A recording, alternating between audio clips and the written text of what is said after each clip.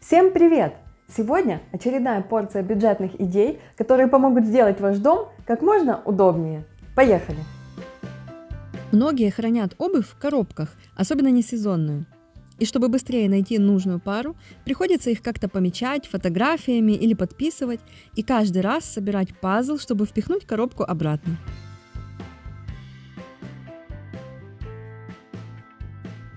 Облегчить себе жизнь можно, отрезав переднюю стенку.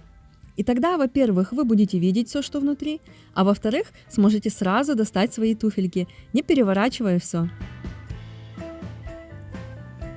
Коробки можно использовать любые, не обязательно именно от обуви. Если кто-то опасается пыли, то можно положить обувь в прозрачный пакет, не закрывая его герметично.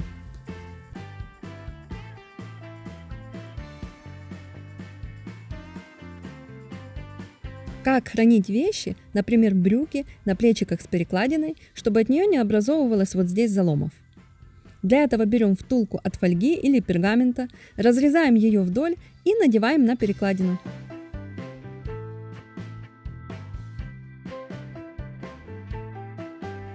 Для того, чтобы усложнить брюкам жизнь, вешаем их таким образом. Так им будет сложнее соскользнуть.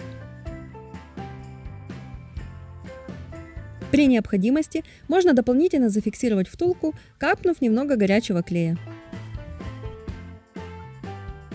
Если у вас вот такие глубокие и неудобные полки, и чтобы достать предмет из глубины нужно переставлять и вытаскивать почти все содержимое, а потом еще и заталкивать его обратно, то предлагаю сделать сюда что-то похожее на выдвижной ящик комода из коробки. Мне в этот раз удалось подобрать коробку нужного размера, а если у вас такой не найдется, то можете глянуть видео на моем канале о том, как делать и обклеивать коробки точно по размерам своих полок. Здесь принцип такой же, но с одним отличием. Спереди мы ее срежем по диагонали. Полноценную коробку нужно каждый раз выдвигать. А если передней стенки не будет, то мы получим доступ к вещам сразу же, как только откроем дверцу. А чтобы достать предмет с дальнего ряда, тогда уже нужно будет выдвинуть коробку вперед, как ящик в комоде. Поэтому, чтобы как можно реже ее двигать, вещи внутри распределяем по принципу: редко используемое вглубь, часто используемое вперед. При замерах учтите, что должен быть зазор для дверцы и петли, иначе они будут мешать коробке выдвигаться.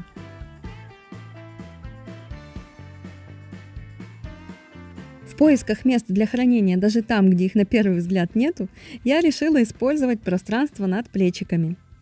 Под полку повесить здесь ничего не получится, потому что плечики невозможно будет вытащить, поэтому мой органайзер будет на двери. Может, вы помните, я делала органайзер для кухни из молочных пакетов.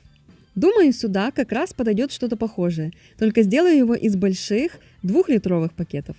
Я беру молоко или кефир с коротким сроком хранения, и коробки у них просто белые, без фольги и пленки. С ними легче работать, и главное, можно не обклеивать внутри.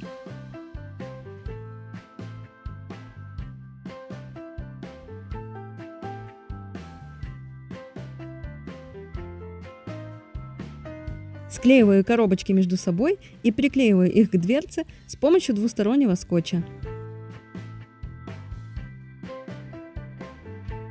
Теперь при открытой двери пространство над вешалками будет абсолютно свободно, а при закрытой будет использоваться по полной.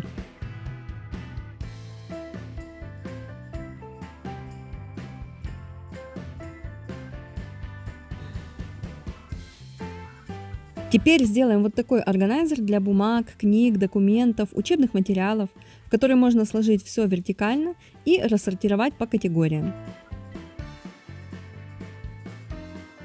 Для этого я взяла уцелевшие коробки от пиццы и разрезала их. Внутри их лучше обклеить или покрасить. Намного легче все это делать в разобранном виде. Дальше склеиваем каждую коробку по краям, а потом и между собой.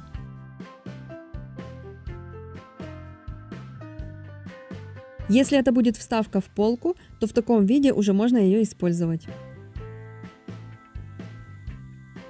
А можно добавить снаружи стенки из плотного картона.